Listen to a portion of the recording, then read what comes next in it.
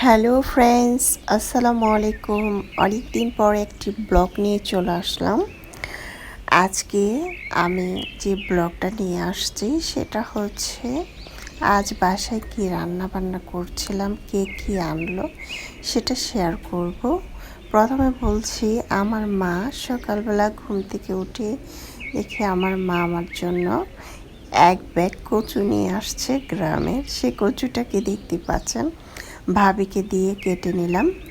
তারপরে এখানে আবার কচু শাক, মানে কচু ইলিশ মাছ দিয়ে রান্না না করলে খেতে কিন্তু আবার ভালো লাগে না, তো ইলিশ মাছটা কেটে নিচ্ছি আমি।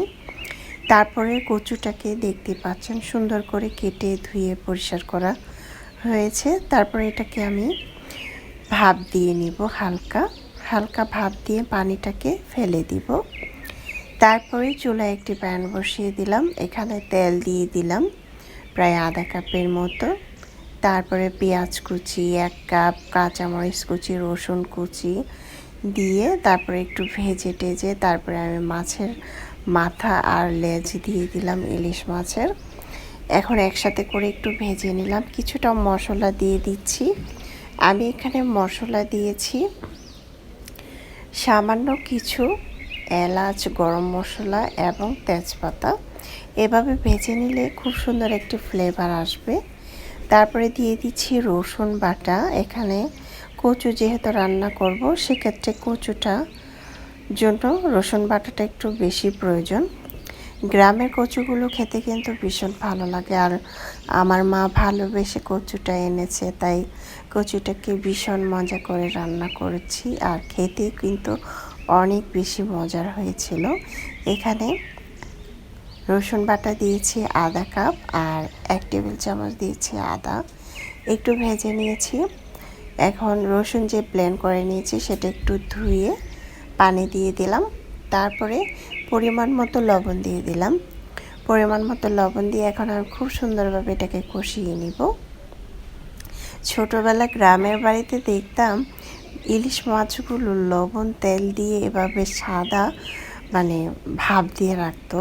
ওই মাছটা দিয়ে খেতে কিন্তু ভাত খেতে আমার কাছে অনেক ভালো লাগতো। তা আজকে আমি নতুনভাবে এই রান্নাটা করছি বাসায়। এখন দিয়ে দিচ্ছি মশলা, হলুদের গুঁড়া 1/2 টেবিল চামচ দিয়েছি, মরিচের গুঁড়া 1/2 টেবিল চামচ, জিরার গুঁড়া, ধনিয়ার গুঁড়া 1/2 টেবিল চামচ করে দিয়ে এখন আমি মশলাটা খুব সুন্দর করে কষিয়ে নিব। আর ছোটোবেলা থেকে শুনি মশলা যত কষাবেন তরকারি খেতে কিন্তু তত ভালো লাগে। যাই হোক, ছোটোবেলার এই স্মৃতিগুলো সারা জীবন ধরে রাখার চেষ্টা করব।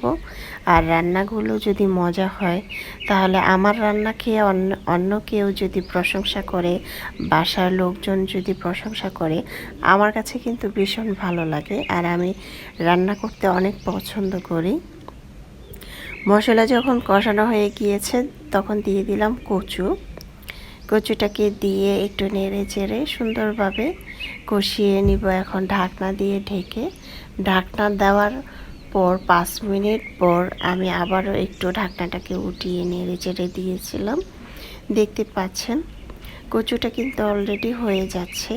অনবরত নেড়ে চেড়ে দিতে হবে, আর এটার মধ্যে কিন্তু পানি দিতে হবে না, কারণ কচুটার থেকে যে পানিটা উঠবে সেটা দিয়ে রান্নাটা কিন্তু কমপ্লিট হবে। আর আমি তো আর এটা ঝোল রাখবো না, তাই একদম চুলার আঁচটাকে বাড়িয়ে দিয়ে আমি অনবরত নেড়ে চেড়েই দিচ্ছি। মাছের মাথা, লেজুর এগুলো কিন্তু নেড়ে চেড়ে দিয়েছি, সেভাবেই কিন্তু ভেঙে গিয়েছে, দেখতে পাচ্ছেন। এখন আমি খুব সুন্দরভাবে নেড়ে চেড়ে দিচ্ছি, আর অনবরত যাতে নিচে দিয়ে লেগে না যায়। অনেক সময় চুলার আঁচ বাড়িয়ে দিলে কিন্তু নিচে দিয়ে লেগে গেলে কিন্তু তরকারিটা খেতে ভালো লাগবে না, পোড়া গন্ধ আসবে। সেক্ষেত্রে কিন্তু চুলার আঁচ কমিয়ে দিয়ে কিন্তু এটাকে রান্না করতে হবে। যাই হোক, আমার রান্নাটা কিন্তু অলরেডি হয়ে যাচ্ছে। যেহেতু আমি এখন নামিয়ে ফেলবো, সেই জন্য আমি চুলার আঁচ বাড়িয়ে দিয়ে অনবরত নেড়ে চেড়েই দিচ্ছি। এখানে চাইলে এ পর্যায়ে আপনারা ধনেপাতা কুচি দিতে পারেন। যাই হোক, আমি ধনেপাতা কুচিটা দিইনি, আর ঝালের পরিমাণটা একটু বেশি দিয়েছি। কাঁচামরিচ দিয়ে একটু ভেসে ভেসে করে এটা খেতে অনেক মজার হয়েছিল। আর আমি যখন এটা রান্না করেছি তখন ফ্লেভারে ঘর একদম ভরে গিয়েছে। এটা খেতে অনেক মজার হয়েছিল। চাইলে কিন্তু যারা নতুন রাঁধুনি তারা এইভাবে ট্রাই করতে পারেন। আশা করছি আমার আজকের রেসিপিটি আপনাদের ভালো লেগেছে। ভালো লাগলে অবশ্যই চ্যানেলটা সাবস্ক্রাইব করে লাইক দিয়ে পাশে থাকবেন। দর্শক বেশি বেশি ভালো থাকবেন, খাবার কখনো অপচয় করবেন না। এখন আমি একটি বাটিতে পরিবেশন করে নিয়েছি। মাশাআল্লাহ, দেখতে যেমন সুন্দর হয়েছে, খেতে তার থেকে বেশি মজার হয়েছিল। গরম ভাত রুটি দিয়ে খেতে কিন্তু অনেক মজার এই তরকারিটা। আর আমি তো এটা চুলার পাশে বসে বসে গরম গরম বাটিতে নিয়ে খুব মজা করে খেয়েছি। এটা খেতে আমার কাছে ভীষণ ভালো লেগেছিল। আপনারা বাসায় এভাবে রান্না করবেন, তাহলে বাচ্চা থেকে বড় সবাই চেটেপুটে খেয়ে নেবে।